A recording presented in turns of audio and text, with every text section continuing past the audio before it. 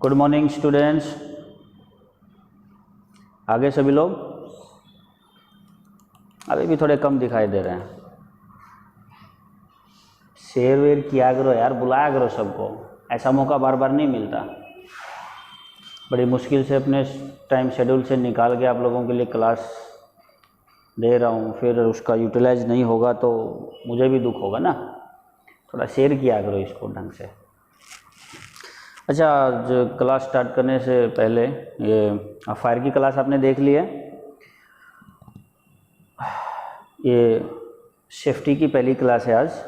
मैंने आपको पहले ही बोला था एक क्लास फायर की रहेगी, दूसरी सेफ्टी की रहेगी।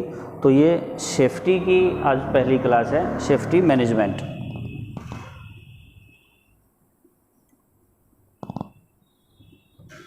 सेफ्टी मैनेजमेंट कल जो इंट्रो क्लास मैंने दिया था, बहुत बढ़िया रिस्पॉन्स आया, काफ़ी लोगों ने देखा और 70-75 कमेंट आए हुए हैं। टोटली सब के सब पॉजिटिव, एक भी नेगेटिव नहीं है। बहुत अच्छा लगा आप लोगों को, तो मुझे भी अच्छा लगा।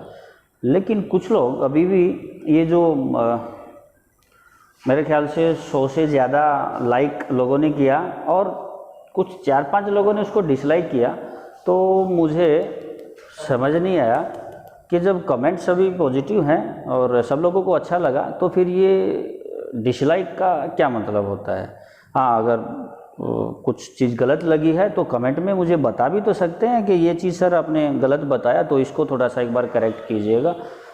वीडियो डिसलाइक करने से क्या मतलब बनता है। हाँ, लेकिन वो कहते हैं ना कि कुछ अच्छा करने से दाग लगते हैं तो दाग अच्छे हैं, तो हमें भी कुछ अच्छा पढ़ाने से अगर डिसलाइक मिलते हैं तो डिसलाइक अच्छे हैं, देते रहो, कोई बात नहीं है। चलिए क्लास स्टार्ट करते हैं बेटा। जुड़ गए होंगे सभी लोग अभी तक। तो आज सेफ्टी मैनेजमेंट, जैसे इंट्रो क्लास में भी कल बता दिया था, सेफ्टी मैनेजमेंट क्या है। एक्चुअली कोई भी देश तरक्की तब करता है जब उस देश का इंफ्रास्ट्रक्चर मजबूत होता है, जब उस देश के अंदर इंडस्ट्रीज मजबूत होती हैं, उस देश का कंस्ट्रक्शन डिवीज़न मजबूत होता है। क्योंकि कोई भी देश कब प्रगति करेगा, जब वहाँ पे फैक्ट्रियाँ बनेंगी, नए नए प्लांट लगेंगे, नए हाईवे रोड बनेंगे, नदियों पे ब्रिज बनेंगे, फ्लाईओवर बनेंगे, मेट्रो ट्रेन या इंडियन रेलवे की ट्रेन की पटरियाँ बिछेंगी, तभी डेवलप होगा। बड़ी बड़ी बिल्डिंगें बनेंगी, अच्छी अच्छी इमारतें बनेंगी, तभी देश डेवलप होता है।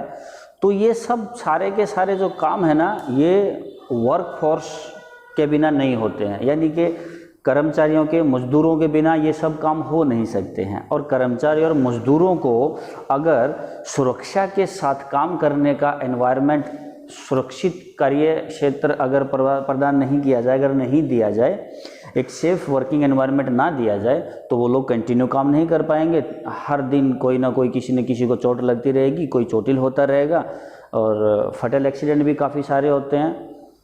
कभी कभी तो इमरजेंसी सिचुएशन भी होती है कि एक से ज़्यादा बहुत लोग भी कभी मलबे में दब गए, कभी गिर गए, कभी यहाँ कुछ हुआ, तो बहुत बड़ी बड़ी सिचुएशंस हो जाती हैं। ऐसे होते रहेंगी तो फिर ये सब काम बंद हो जाएंगे, और ये सब काम बंद हो जाएंगे तो देश का इंफ्रास्ट्रक्चर कमज़ोर हो जाएगा। देश का इंफ्रास्ट्रक्चर कमज़ोर हो गया तो देश की प्रगति, डेवलपमेंट रुक जाएगा। तो देश को डेवलप करने के लिए हर इंसान अपने पद पे रह के, छोटा या बड़ा, अपना योगदान दे सकता है। तो इसी काम को आगे बढ़ाते हुए मैं आपको जो है समझाना चाहूँगा, बताना चाहूँगा कि हम जिस चीज़ की पढ़ाई करने आए हैं, सेफ्टी मैनेजमेंट की, वो भले इंडस्ट्रियल सेफ्टी की हो, कंस्ट्रक्शन की हो, HSE मैनेजमेंट हो या फायर एंड सेफ्टी हो, सेफ्टी की ही बात करेंगे। सभी सेफ्टी ही हैं, थोड़ा बहुत इधर उधर डिफरेंस है, लेकिन मेन मकसद उनका एक ही है, लोगों को बचाने का तरीका सिखाना है। तो सेफ्टी डिपार्टमेंट जो होता है उसका नाम होता है, पूरा नाम क्या होता है उसका, HSE, या उसको जो है SHE बोल देते हैं, या EHS कहीं लिखा मिलता है। वर्ड ये 3 ही होंगे, आगे पीछे हो सकते हैं। तो देश का इतना बड़ा, जो मैंने कहा कि देश की प्रगति में जो योगदान है वो सेफ्टी ऑफिसर्स का, सेफ्टी डिपार्टमेंट का बहुत बड़ा योगदान है, क्योंकि हम लोग ही सभी मजदूरों को, कर्मचारियों को, काम करने वालों को सुरक्षित रखने के लिए तत्पर रहते हैं, हमेशा ड्यूटी करते हैं। जैसे फायर में हम लोग हमेशा लोगों की जान बचाने के लिए तैयार रहते हैं, सेफ्टी में भी वैसे ही हम हमेशा लोगों की जान बचाने के लिए, उन्हें हर तरह के चोट से, एक्सीडेंट से, इंजरी से बचाने के लिए तैयार रहते हैं। तो ये बहुत बड़ा काम है यार, इतनी बड़ी रिस्पॉन्सिबिलिटी है।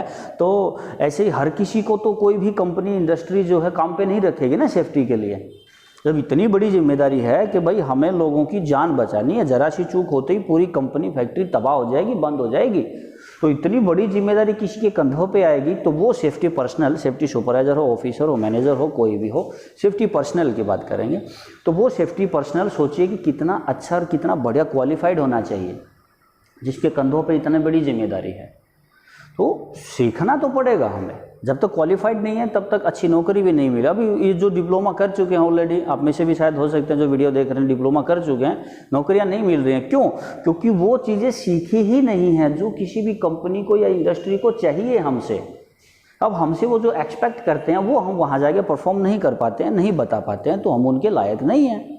उन्हें लगता है कि भाई ये आदमी हम जो चाहते हैं वो नहीं कर पाएगा और हमारी कंपनी को नुकसान हो, ऐसा हम नहीं चाहेंगे, इसीलिए आपको नौकरियां नहीं मिलती हैं। चलो अब सेफ्टी डिपार्टमेंट के बारे में सीखना शुरू करते हैं। सेफ्टी मैनेजमेंट के बारे में सीखेंगे आज, थोड़ा ही सीखेंगे, फर्स्ट क्लास है, ज़्यादा नहीं, उतना ही देंगे जितना सिर के अंदर जा सके। सिर के ऊपर से जाएगा तो रोक देंगे अपन। और बीच बीच में आप जो है सवाल कम करें तो बेटर होगा, क्योंकि मैं सवालों के अगर जवाब देने लगा, कल भी मुझे एक ने बोला था किसी ने कि सर हमारे डाउट तो क्लियर करते नहीं, आप तो अपनी ही बोलते रहते हैं। तो बेटा अगर डाउट क्लियर करने लगा तो पूरे आधे घंटे की क्लास में सिर्फ और सिर्फ डाउट ही क्लियर होंगे, क्लास नहीं होगी। तो एक चीज़ हमेशा ध्यान रखना कि क्लास के दौरान डाउट, पहली चीज़ तो मैं इतना इजीली सिखाता हूँ, समझाता हूँ कि शायद डाउट होना नहीं चाहिए यार आप लोगों को। और अगर इतना इजीली बताने के बाद भी डाउट होता है तो फिर समझिए कि वो डाउट क्लियर करना मेरे लिए बहुत मुश्किल है। फिर भी कोई कमी रहती है, डाउट रहता है, तो क्लास पूरी देखने के बाद या देखने के दौरान आप उसमें मैसेज छोड़ दीजिए। नीचे अभी चल रहे हैं ना मैसेज, सब लोग कर रहे हैं, हाय सर, हेलो सर, नमस्ते सर, दिख रहे हैं मुझे। तो वहीं पे आप अपना वो डाउट है जो भी है वो बीच में छोड़ देना। तो जैसे ही क्लास कंप्लीट होगी बाद में उसका रिप्लाई मैं दे दूंगा, नहीं तो अगली क्लास में उसको फिर जवाब भी दे दूंगा मैं। सो डोंट वरी, क्लास पे ध्यान देते हैं। तो सेफ्टी क्या है, सबसे पहले आज ये सीखते हैं कि सेफ्टी क्या है। इंग्लिश मैंने लिखा हुआ है, हिंदी में समझा दूंगा साथ के साथ। देखिए, what is safety? Safety is defined as freedom from those conditions that can cause injury और डेथ।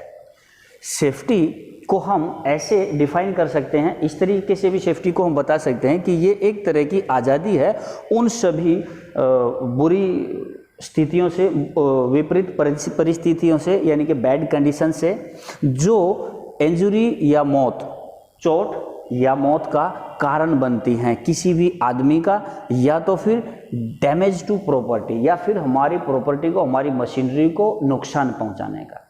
तो किसी भी ऐसी विपरीत परिस्थिति, किसी भी ऐसी परिस्थिति की वजह से जिसमें आदमी की जान जा सकती है, उसको चोट लग सकती है, या मशीनरी या हमारी प्रॉपर्टी को नुकसान हो सकता है, वैसी गलत कंडीशंस से आज़ादी जो है, मतलब कि उनसे छुटकारा पाना ही सेफ्टी है।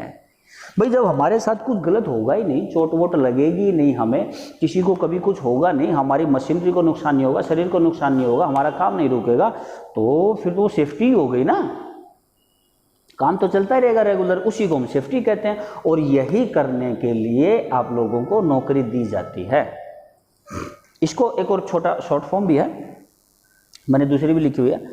Safety can also be defined as freedom from unexpectable risk और हार्म।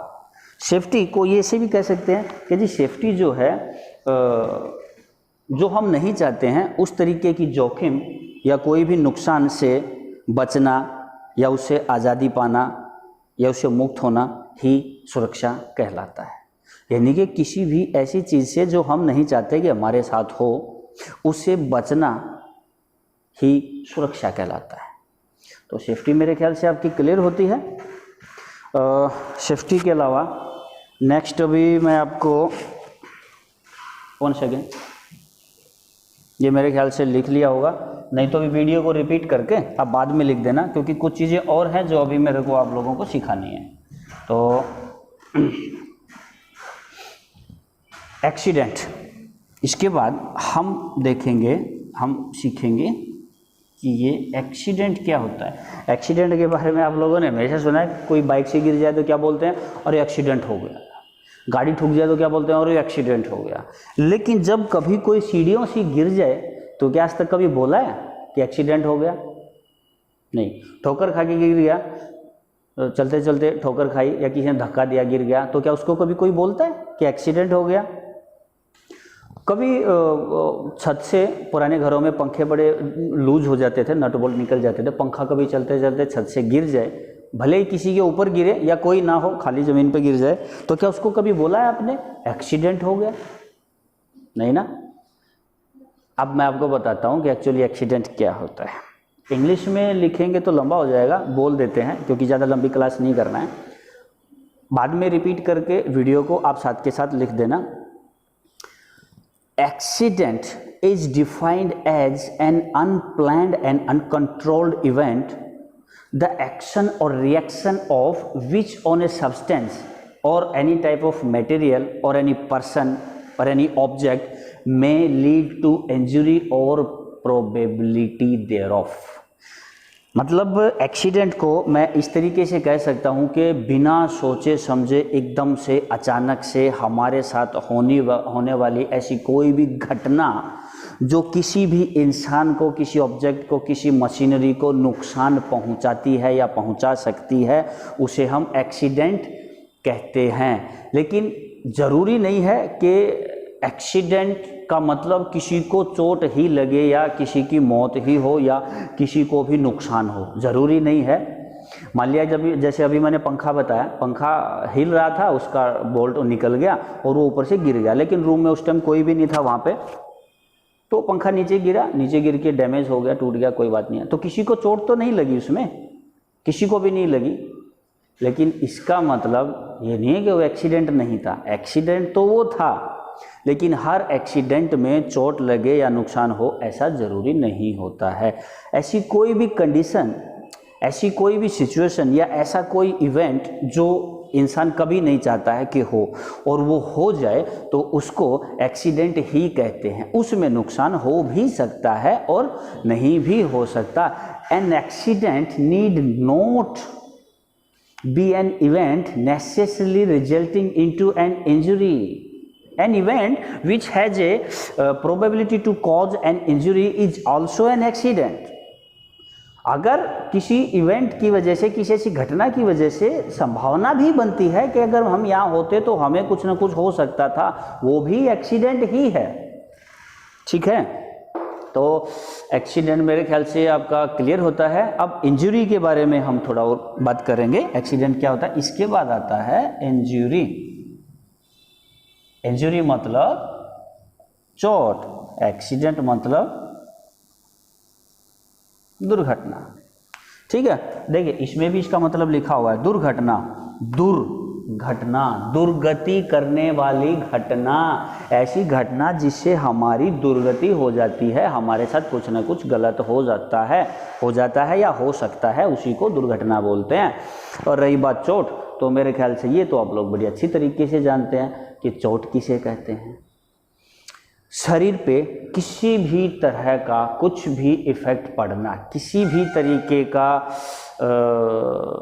बैड इफ़ेक्ट, इम्पैक्ट पड़ना, खरोंच लगे, कट जाए, जल जाए, केमिकल में आ जाए, किसी के नीचे आ जाए, मशीन में आ जाए, ब्लड निकले, सूजन हो जाए, फ्रैक्चर हो जाए, ये सारी की सारी चीज़ें चोट कहलाती हैं, इंजरी कहलाती हैं। इंग्लिश में भी अगर कुछ स्टूडेंट हैं जो चाहते हैं कि इंग्लिश में भी डिफाइन किया जाए तो मैं इंग्लिश में भी बता देता हूँ आप लोगों को। Injury can be defined as a harmful condition sustained by the body as a result of an accident.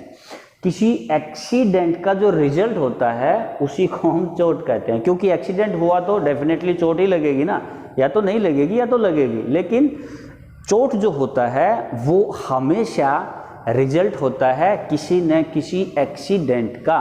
और ये मैंने आपको बताया कुछ भी हो सकते हैं, आपको कट लग सकता है, आपकी बिल्कुल उंगली हाथ कहीं से कुछ कट सकता है, आपकी नसें डैमेज हो सकती हैं, आपकी स्किन कट सकती है, जल सकता है, स्क्रैचेज लग सकते हैं, फ्रैक्चर आ सकता है, केमिकल की वजह से हो सकता है, किसी मशीन की वजह से हो सकता है, किसी भी कारण से आपको चोट लग सकती है, आपके शरीर को कोई ना कोई नुकसान हो सकता है और उसी को हम लोग इंजरी कहते हैं। An injury prevented is a benediction. An injury मतलब क्या बताऊँ मैं आप लोगों को भी इजी समझाएं तो इंजरी जो है वो हमेशा आपको कोई ना कोई दर्द देती है, नुकसान देती है। और मेरे शरीर में कुछ भी जब गलत होगा जिसकी वजह से मुझे दर्द होगा तो समझ लीजिएगा कि आपके शरीर पे चोट लग गई है, उसी को हम इंजरी कहते हैं। अब इंजरी भी कई टाइप की होती हैं, जैसे एक मैं आपको बताऊं LTI, इसको बोलते हैं बेटा लॉस्ट टाइम इंजरी।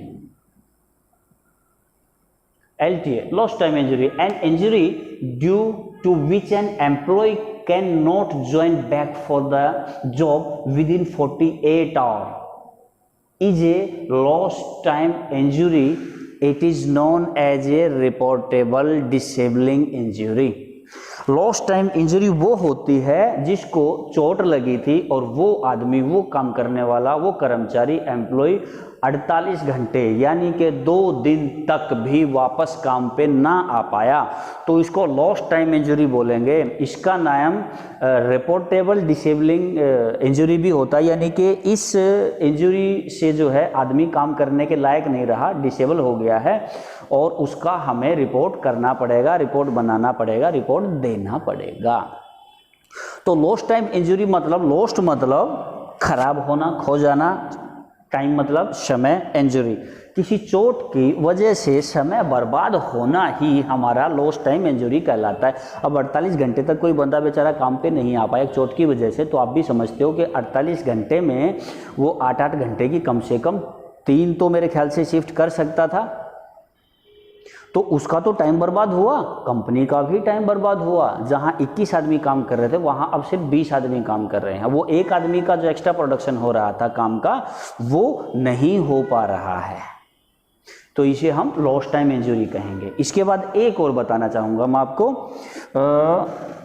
ये होता है रिपोर्टेबल एक्सीडेंट। तो रिपोर्टेबल एक्सीडेंट क्या है? An accident preventing an employee from work for a period of 48 hours or more immediately after the occurrence of the accident is called a reportable accident. Such accidents are to be notified to the factory inspector in the prescribed form within the prescribed time. एक ऐसा accident जो अभी मैंने आपको बोला 48 घंटे तक जब कोई आदमी, जब कोई इंसान काम पर वापस नहीं आ पाता है तो उसे हम रिपोर्टेबल एक्सीडेंट की कैटेगरी में डालते हैं। और 48 घंटे तक या उससे भी ज़्यादा हो जाता है उसको टाइम आए हुए, तो इमीडिएटली उसके बाद हमें उस एक्सीडेंट की रिपोर्ट तैयार करनी पड़ेगी, क्योंकि वो रिपोर्टेबल एक्सीडेंट की कैटेगरी में आता है, यानी कि वो नॉर्मल इंजरी नहीं थी, नॉर्मल एक्सीडेंट नहीं था। क्योंकि अगर नॉर्मल एक्सीडेंट होता तो कोई भी मजदूर, कोई भी लेबर, कोई भी कर्मचारी भाई हमारा जो है वो बहुत दूर से अपने बाल बच्चों को छोड़ के, माता पिता को छोड़ के सिर्फ काम करने के लिए, मजदूरी करने के लिए, पैसा कमाने के लिए आते हैं। और ऐसा कभी नहीं हो सकता कि उनको हल्की फुल्की चोट लगे और वो जानबूझ के छुट्टी करें, क्योंकि वो सिर्फ पैसा कमाने आए हैं, उनको अपनी दिहाड़ी चाहिए, उनको अपना काम चाहिए, वो कभी भी खाली नहीं बैठना चाहते हैं। फिर भी एक आदमी अगर 2 दिन रात तक काम पे आने के लायक नहीं है देन डेफिनेटली उसको चोट ज़्यादा लगी है, इसीलिए हम उसे रिपोर्टेबल एक्सीडेंट में काउंट करते हैं कि इसकी अगर रिपोर्ट तैयार करेंगे, इसकी रिपोर्ट करेंगे और हम इसका इन्वेस्टिगेट करते हैं, थोड़ा बहुत कुछ इन्वेस्टिगेशन करते हैं, तो दोबारा ऐसा किसी के साथ ना हो। मेरे ख्याल से आज के लिए काफ़ी है बेटा। तो आज की आपकी पहली सेफ्टी मैनेजमेंट की फर्स्ट क्लास कंप्लीट होती है। आपको कितना समझ आया वो मुझे आप लोगों ने बताया साथ के साथ, लेकिन जो अभी लाइव में नहीं है बाद में देखेंगे तो वो कमेंट में बता सकते हैं समझ आया कि नहीं आया। किसी चीज़ में, किसी भी लाइन में, किसी डेफिनेशन में डाउट होता है तो वो आप कमेंट में मेरे को नीचे लिख के दे सकते हैं। बाद में जब भी टाइम मिलेगा मैं डेफिनेटली आपको उसका रिप्लाई दूंगा, ठीक है। और मैंने क्लास के स्टार्ट में जो बोला था, ये जो डिसलाइक वाले हैं, देखो भाई अगर आप लोगों को डिसलाइक करके ही खुशी मिलती है देन मोस्ट वेलकम, आप 1000 डिसलाइक कर सकते हैं। लेकिन मुझे अगर उस डिसलाइक का कारण पता चल जाए कि क्यों हुआ है, मैंने कोई चीज़ गलत बोल दी थी, तो नेक्स्ट क्लास में मैं कोशिश करूँगा कि उसको थोड़ा सा खुद को इम्प्लीमेंट कर सकूं या उस चीज़ को करेक्ट करके दोबारा बता सकूं, क्योंकि गलतियां इंसान से होती हैं। हमारी उम्र कोई 60-70 साल नहीं है कि हमने पूरी दुनिया देख ली है और हम गलतियां नहीं कर सकते हैं। गलतियां तो इंसान हर उम्र में कर सकता है, हमसे भी गलती हो सकती है। चलिए इसी के साथ बेटा आज की ये क्लास ख़त्म करते हैं। कैसी लगी बता दीजिएगा और कल फिर मिलते हैं आपको सेम टाइम पे। तब तक के लिए खुश रहिए, स्वस्थ रहिए। जय हिंद।